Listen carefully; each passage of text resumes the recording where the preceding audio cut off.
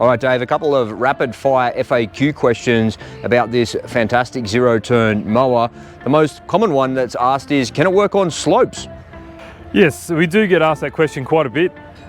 The quick answer is yes, but you've got to be very mindful about the actual degree of slope that you're running at. If you're always unsure, you can always reverse up a slope just to be sure that the mower isn't going to tip backwards or sidewards on you. The biggest issue we have with a zero turn on slopes is controlling the mower if it does lose traction. The downfall is, yes, the zero turn is very maneuverable, but you can't actually control the direction of these front jockey wheels on the mower. So if you lose control with the rear steer, these front jockey wheels can go in any direction possible, so you don't actually know where the mower will end up if you're sliding down a slope. So that's probably the biggest downfall of a zero turn mower. Is the reason that people ask that question and how steep can the slope be, is it because the engine is in the rear of the machine, and as you're driving up the slope, then you potentially could slide back and then you lose control of it? Is that the reason why? Oh, look, yeah, potentially, 100%. It's definitely a traction thing, but there is a bit of weight in the back of the mower, which is why we always say reverse up the hill, because the biggest thing you got, if you're driving up a hill, you're leaning back in the seat a little bit as well, there is a chance that the mower is going to do a wheel stand and come backwards 100%. Right, so tell me about the larger wheels that we have on the back of this mower. What's the benefit of all of that?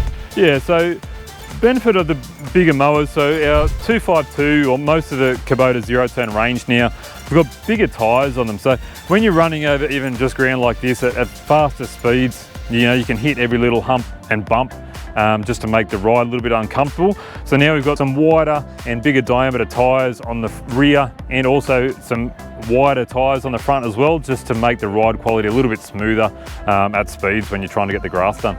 Nice. Tell me, what about this engine here? Give us a little bit more info on this Collier engine and what's the benefit of all of that? Yeah, so the way that Kubota do their zero turn mowers, they have different engines on every model. So they spec them up accordingly to horsepower to the size of the mowing deck and the work that it needs to do. So this one is the 54-inch mowing deck matched up with a 25 horsepower Kohler engine.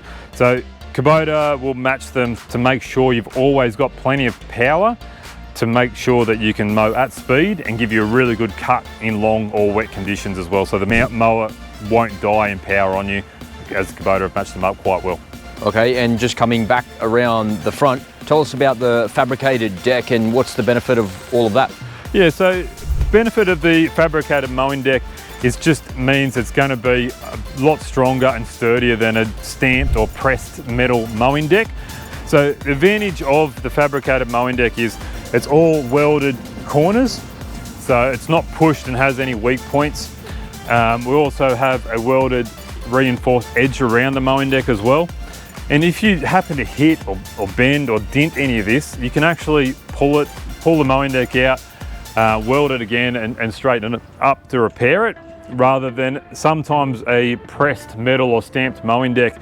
If you hit something with it, you can twist the mowing deck, and it's very hard to straighten the mowing deck back out again to give you a nice level finish once you've hit something. So it's a much stronger mowing deck.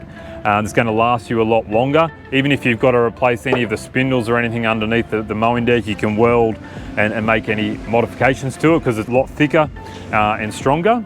The other advantage that we've got on the mowing deck as well is the height or the airflow in the mowing deck as well. So these ones have got a 5-inch from top to bottom, so really good air circulation inside of the mowing deck to make sure it's going to clear all of that grass out nice and easily without having to overwork the engine and still be able to mow at some really good speeds to cover the ground a lot quicker.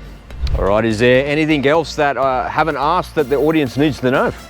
A really good thing or feature on this mower as well is the actual hydro gear transmission. So this is Kubota, the 200 series is Kubota's starting range in the series, and they class it as their residential mower, but they spec it up with bigger transmissions to make sure that they're going to last and withstand the distance of the actual strength and chassis and fabricated mowing deck. So if we have a look underneath here, we've got two hydro gear motors on here. So they're ZT 3100 hydro gear transmissions. So they're a serviceable transmission, so you can actually change the oil on these to make them last a bit longer, but the 3100 hydro gear is more of a commercial type transmission to some other brands on the market.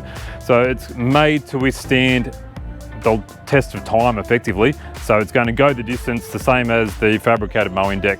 So you've got long lifetime on a residential mower from Kubota. Awesome, and if people want some more information or they want to get their hands on one of these mowers, what's the best way to do that? So click on the button below, leave us a comment, we'll get in contact with you, or please give us a call. Australian Hammer Supplies. We've got all of these mowers through our 6 branches, helpful sales reps in every location as well. So by all means, come in, have a look, have a drive if you're unsure, and we'll answer all the questions that you need.